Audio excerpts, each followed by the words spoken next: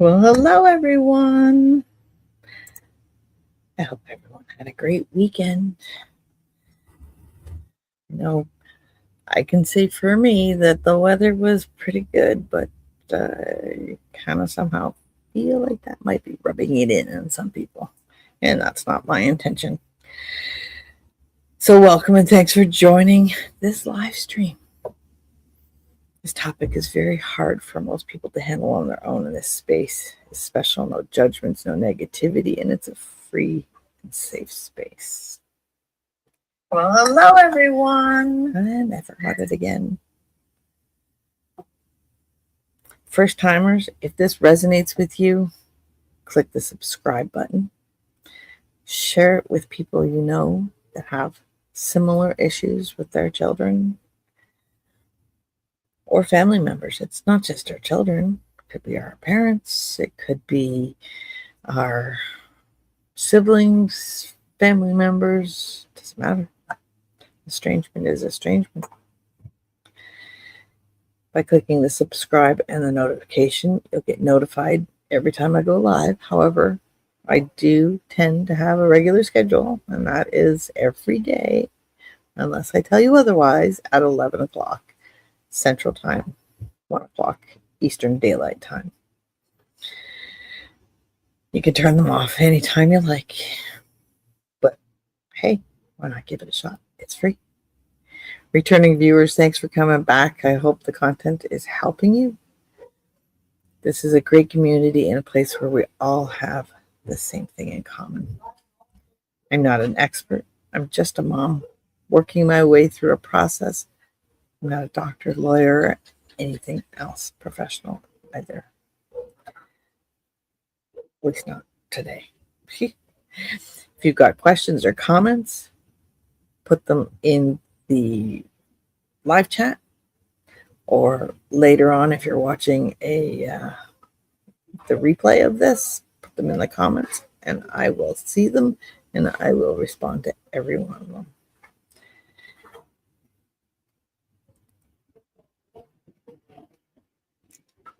Today's session is one that a lot of people avoid or feel ashamed of. We're talking about anger. We don't have that. No anger. Keynote, I have a little bit of sarcasm. So don't take it personally, because I am in no way pointing fingers at anyone. Not just surface level frustration, but the kind of anger that sits in your chest, that wakes you up at 3 a.m. in the morning, that replays conversations, that says this wasn't fair, that says I didn't deserve this. And especially in estrangement, anger gets labeled as the problem. But what if it's not? What if anger isn't the enemy? What if it's actually the signal, the protector, the messenger, the fire that says something mattered? Today, we're not suppressing it. We're not shaming it. Anger is a valid emotion. It comes from hurt. It comes from sadness. It comes from many places. Today, we're learning how to hold it without letting it destroy us. That's what we're going to talk about. So what we want to do is we want to reframe our anger. We're going to start there. Anger is not a bad emotion. It's a good emotion. It's a protective emotion. It comes from childhood, because what else did we do when we didn't get our own way? We got mad. And then our parents dealt with it. But it was still an emotion. It's no different than sadness. It's no different than love. It's no different than happiness. I probably said that already. But anger shows up when a boundary has been crossed, a truth has been ignored, and a loss has not been acknowledged, and a wound that has not been validated. So when people say, let it go, move on, stop being so angry, you want to snap back and say, F you. You sit in my shoes for 5 minutes and tell me how I feel. But what they're really trying to say is stop reacting to something that hasn't been resolved. If they know why you're angry. And that's not healing, that's suppression. It's suppressed anger. It doesn't disappear. We bottle it up. It transforms into anxiety, depression, resentment, physical symptoms, emotional shutdown. So the goal isn't to get rid of anger. The goal is to understand what it's trying to protect. So you have to take that 5 seconds. There's an author out there. Her name is Mel Robbins. She wrote a book called The 5 Second Reset. I think it's the 5 second reset. 5, 4, 3, 2, 1. And I actually went through her program when I first was estranged. And it helped me understand a lot of things about myself. It also helped me use the 5 second reset, because when you're in that anger, when you're ready to explode, you're not thinking with your frontal temporal. You're thinking with your heart and your feelings and your frustration. You're not thinking clearly. So what the 5 second reset does is it brings you back to the present. So her theory is, and what her book talks about, is you count down. So 5, 4, 3, 2, 1, and think of a happy place, just so that you can recover and think about what the next steps are.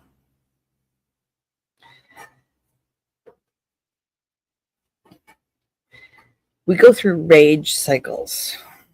So let's talk about something most people don't realize. Anger comes in cycles, especially in estrangement. You might notice you feel okay for a few days or weeks, then something triggers you. A memory, a holiday, a silence, and suddenly it all comes flooding back. Recently had this experience myself. It's not a failure. That's a cycle. Here's what's happening underneath. You suppress or manage the anger. Your system says, we're not done with that yet. And the anger returns to be processed again.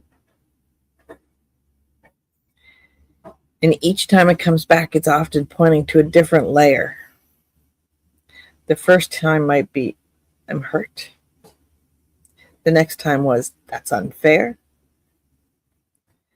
Then, why wasn't I enough? What's wrong with me? Why didn't anyone protect me? Why isn't anyone standing up for me? So instead of fighting the cycle, start asking, what layer is this anger trying to show me now?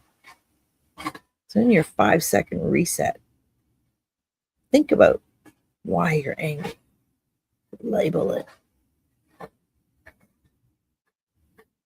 Then we have delayed anger. And this one hits deep. Because delayed anger, that's when you didn't feel angry at the time, but you feel it now. Why? Because at the time, you were in survival mode. You were trying to hold things together. You were minimizing what happened. You were prioritizing peace over truth. And your nervous system said, we can't process this right now. Let's come back to it later. So later it comes. And suddenly you're thinking, why am I so angry now? This happened years ago. Because now you're safe enough to feel it. That's not regression, it's processing. It can even come back again, especially ladies. When we reach that menopause time and we run into the ages 45 to about 53, we have this thing called the Chiron return, where we actually face, again, similar situations that we've faced throughout our entire lifetime. Might not be the same situation, but it'll be the same emotions and the same feelings.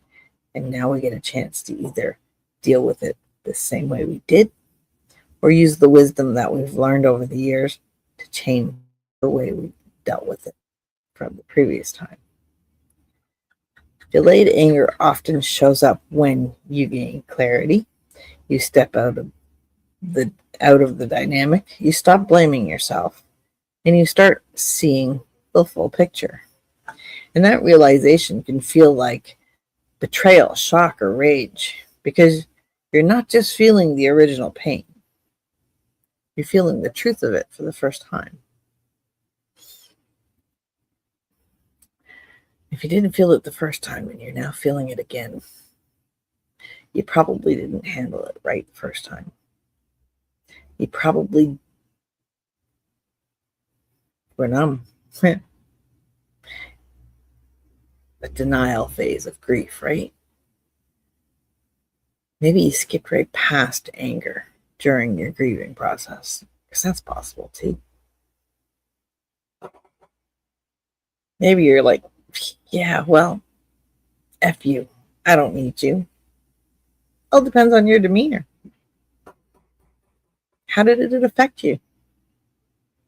How did it affect your life? How did you feel? How did you take the next step forward? And we have displaced anger. This one's tricky because it doesn't always show up where it belongs. Displaced anger is when you're angry at one situation, but it comes out somewhere else. Examples: snapping at your partner, getting frustrated over small things, feeling irritated all the time, and turning the anger inward. Why? Because the real target feels too painful, too complicated, and unreachable. Especially in estrangement, you might not have a conversation, an apology, closure, a response. You may not even have contact or knowledge of how to contact them, or a phone number, a text message, email, nothing. It's just this blank wall sitting in front of you. It's got their face on it. But you can't reach them. You can't tell them. And if you did actually get to tell them about your anger, they probably wouldn't listen. So the anger has nowhere to go. And it starts leaking out into other places. Or worse, it turns inwards and becomes self-blame, shame. Maybe it's all my fault. Those are some pretty realistic terms. So the work here is pause and ask, is this anger about the moment, or is it something deeper? 5 seconds, count down. It's about, why am I blowing up? And gently trace it back where it belongs. Then there's the shame around you anger. Let's talk about something that keeps people stuck.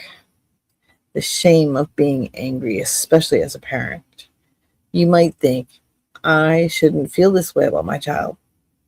Good parents don't feel anger. This makes me a bad person. Here's the truth: anger and love can exist at the same time. I have often told my children that I will always love them, but there have been many times in their lives that I did not like them.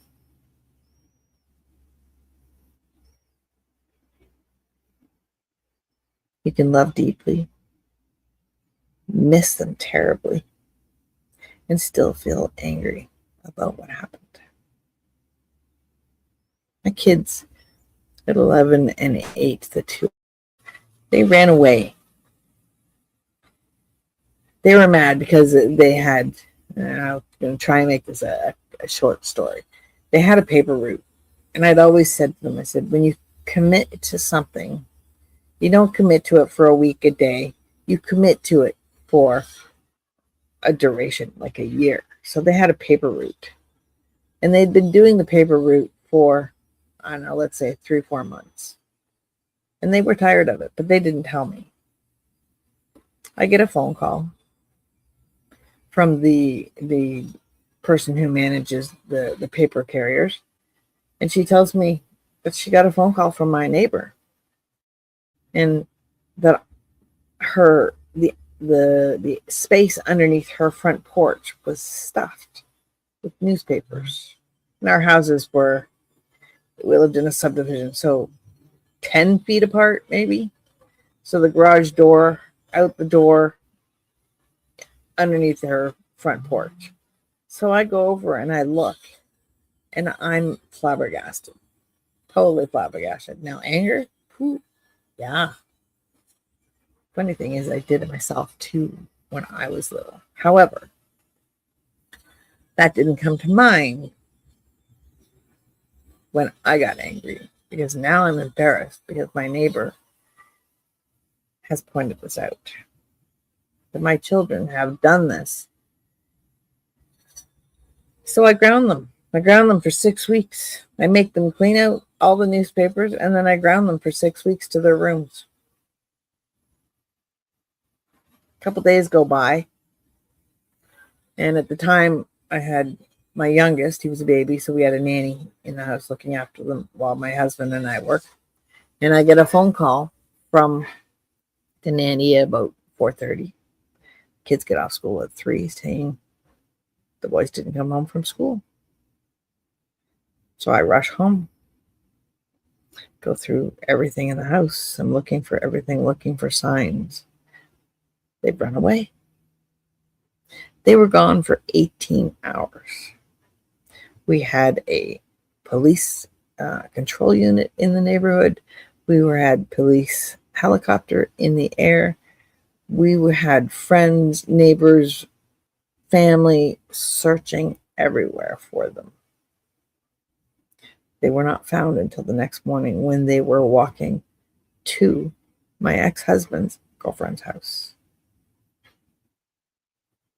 And I was so angry with them that I probably could have choked them. But I was so thankful they were home and safe. So I didn't like them very much, but I still love them. So I can still feel angry about what happened. Those things don't cancel other things out. What actually causes damage isn't anger. It's unprocessed anger that gets acted out unconsciously. There's a difference between feeling anger and using anger to harm. Most of you here, you're not harming anyone. You're holding it in silently, internally. And that's why it feels so heavy.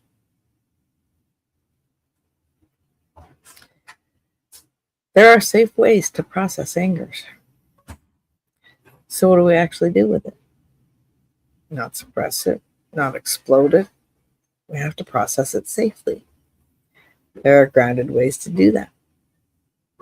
Let it exist without judgment. Instead of, I shouldn't feel this, try, the feeling is here for a reason. Move it through the body. Anger is physical. It needs release. Walking, hit a pillow, do something with your hands, physical movement.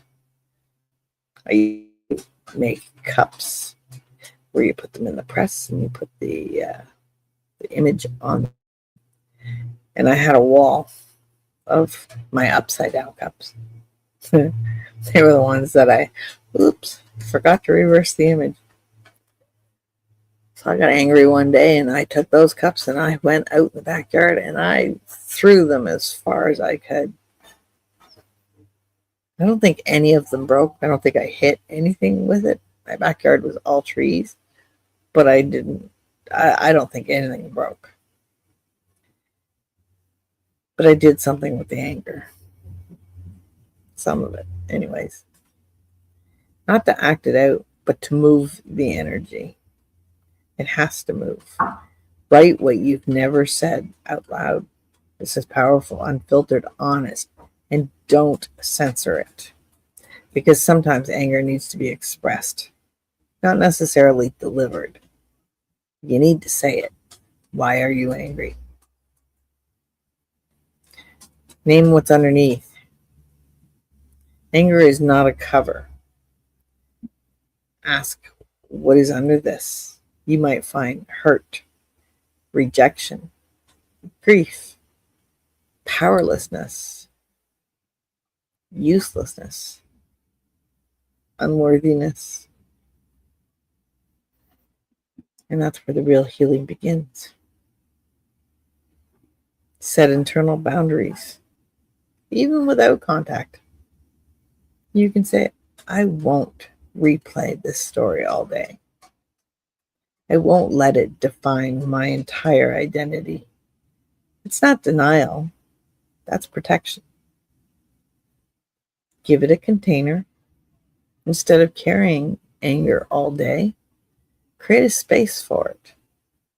A specific time to process it. Nighttime before you go to bed, journal about it. When you're out for a walk, take your phone with you. Record into your phone your thoughts. A ritual.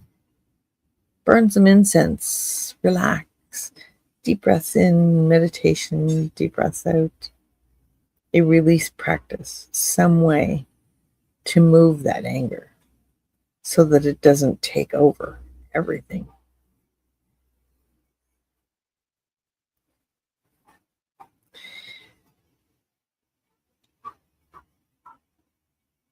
Holding the fire. That's that anger. But here's the shift.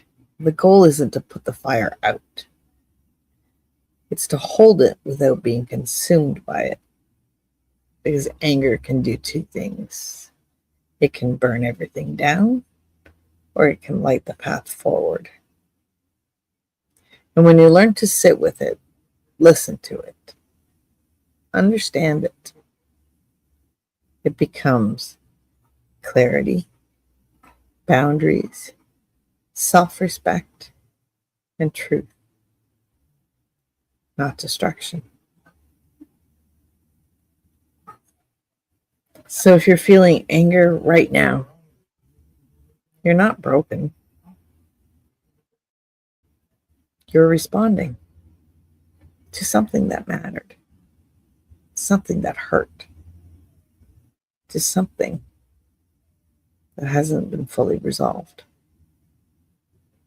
And that deserves space, not shame.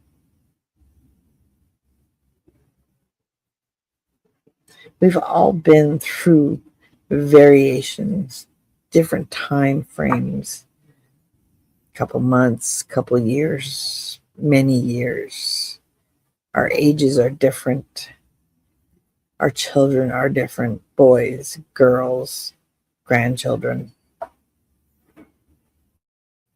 And there are variations of each one. So anger can come forward in each individual case. In my example, I have three estranged sons. However, working on son number 3, we've had some positive steps forward, let's say. But there's still anger there. Still anger on his side there. But we're working on it. But it's a different kind of anger. So with him, it's one kind of anger. With my middle son, it's another kind of anger. With my oldest son, it's a different kind of anger. And you have to figure out how to handle each one of them as they are applied. Because the more that builds up in your system, the more you feel all those feelings, and the more you want to just scream, yell, bite the first person that walks by.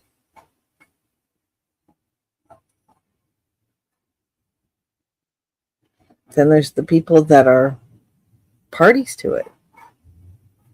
Your parents, their parents, exes, current partners, family members. That's another source of anger, because each one of us as a human being, I'll trust the relationships that we have, whether it be with our children, with our family, with our loved ones, married partners, spouses, friends, you name it. We trust they're going to be there for us in a way that matters, and in a way that you don't have to tell them how. They're not there to fix you. You have to fix yourself.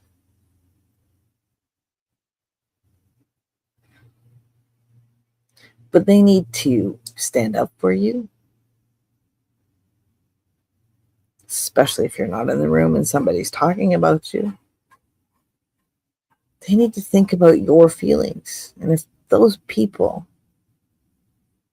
don't have your back, for example, that's another source of anger that you need to deal with.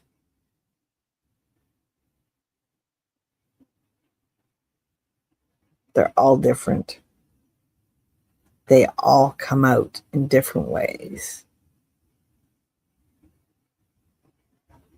But you have to deal with them all, one way or another. Maybe you have 5 journals on your nightstand. 5, sorry, yeah, whatever.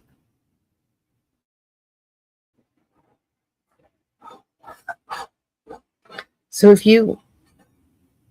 any of this resonates with you, if you feel that anger in your body and you don't know how to handle it,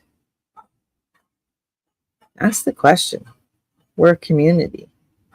We're there to help each other. We're there to learn from each other.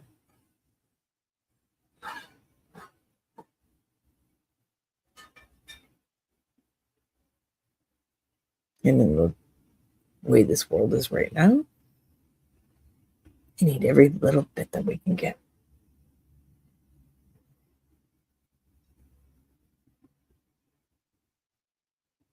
So I hope you'll return if this resonated with you, if any of this helped you in any shape or form. We have at least another 40 episodes already prepared so that we are learning, talking, sharing, identifying different parts of what estrangement actually feels like. You can follow us on Facebook. Just search for @What Does Estrangement Look Like? Every day we have a live stream at 11 o'clock. This last weekend, I took Saturday and Sunday off because we're actually doing some work on the house. So 11 o'clock Central Time, 1 o'clock Eastern. Join the group. Join the conversation. Maybe you've got some lived experiences that you can share. Maybe you've got some specific topics that you don't know how to handle and you need to get advice. We're going to continue building on this. And each step is going to help us build on the last topic. We might throw in 1 or 2 new topics in the center. But for the most part, we're on a path of a healing journey, but understanding and exploring the reality of estrangement. You're not alone in this. Not here. Not now. Not ever. If you ever want to come online with me, share your story, let me know. I'll bring you online. If you're an expert in this and you would like to join the live stream, well, we'd appreciate you. Because we're all just winging it for the most part.